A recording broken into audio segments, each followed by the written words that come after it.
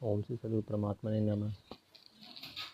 प्रेम से सदगुरु कबीर साहब की जय।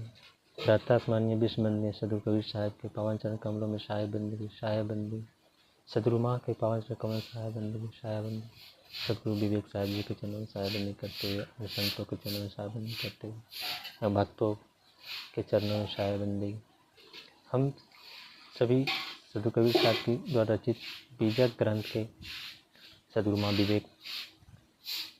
सदगुरु माँ द्वारा टीका भाष्य विवेक प्रकाशनी बीजक टीका से पहले आलोक में सत्संग के माध्यम से हम श्रवण कर रहे थे। इस सत्संग में हम लोग रामायणी के 19 और 20 पर श्रवण करेंगे। सर्वप्रथम रामायणी 19। अन्हद अनभय का करी आशा, ई विपरीत युद्ध देखो तमाशा। ये तमाशा देखो भाई, जहाँ सुननी तहाँ चली जाए। शब्दार्थ अन्हद अंतमुखी गंभीर साधन के समय सुनाई पड़ने वाला शब्द सुन्नी सुन सत्य रहित असत। भावार्थ सदगुरु कबीर साहब के इस पद का भावार्थ करते सदगुरु माँ कहते हैं, अन्हद शब्द के अनुभव की आशा क्या करते हो, यह उल्टा तमाशा तो देखो।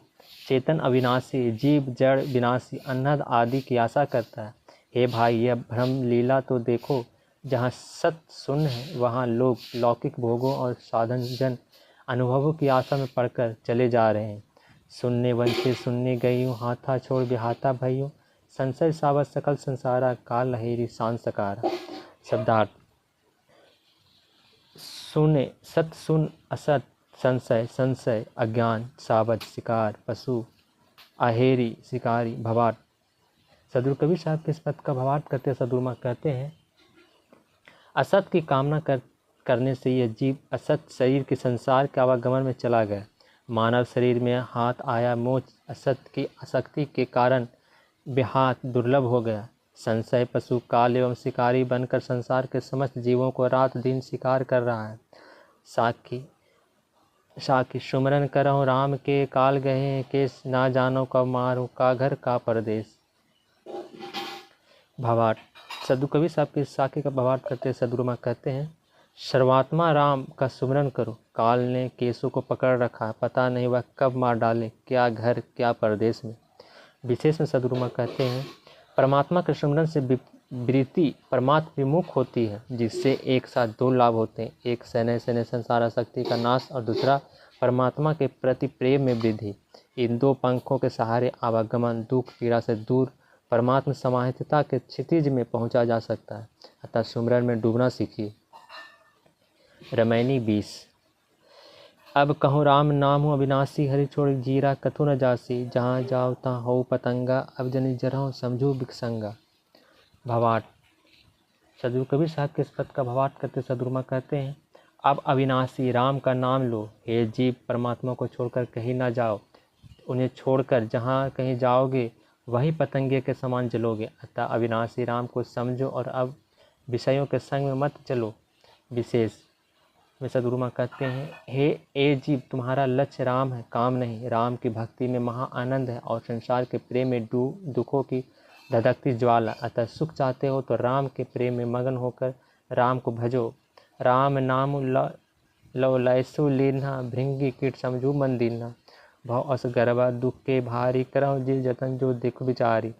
मन की बातें लहरी बेकारा, तेने सूझे बाहर न पारा। शब्दार्थ लौ प्रेम लाइसी लगाकर, भृंगी एक तरह के कीड़ा, भवसागर गरुआ कठोर।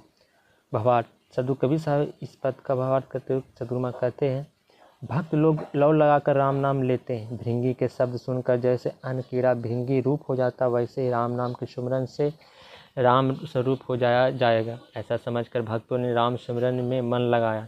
भवसागर का दुख ऐसा कठोर और भारी है कि हे जीव, विचार करके देखो और दुख मुक्त होने के लिए तत्काल प्रयत्न करो। मन की बात विकारों का ही तरंग है, उनसे बार पार नहीं सूझता। विशेष में सदगुरु माँ कहते हैं, दुख मुक्त होने के लिए मन से परे होकर अविनाशी राम में स्थित हो। साखी इच्छा करी भवसागर, बोहित राम उधार। कहे कबीर हरि शरण गहूँ, गोकुल बस विस्तार। शब्दार्थ बोहित नौका, साहज बछड़ा। भावार्थ सदगुरु कबीर साहब के साखी का भावार्थ करते सदगुरु माँ कहते हैं, इच्छा ही भवसागर है, राम का आधार ही भवसागर से पार करने वाली नौका है। सदगुरु कबीर साहब कहते हैं, अन्य सभी इच्छाओं को त्याग कर दुख हरता राम की शरण ग्रहण करो, फिर यह दुर्दमनीय भवसागर गौवत्स के खुर बराबर हो जाएगा, जो तरने में अत्यंत सुगम होगा। विशेष में सदगुरु माँ कहते हैं, जब तक लौकिक और अलौकिक किसी भी तरह की इच्छा है, तब तक व्यक्ति काल के चंगुल से मुक्त नहीं हो सकता, क्योंकि इच्छा ही काल है, इच्छा ही दुख है, चिंता पीड़ा आवागमन का कारण है। इच्छा निवृत्ति होने के लिए राम मिलन की इच्छा की लौ लगाओ। जैसे जैसे यह इच्छा बलवती होती जाएगी, वैसे वैसे अन्य समस्त बंधन प्रबल इच्छाएं का समन होता जाएगा। जय श्री सदगुरु। शायद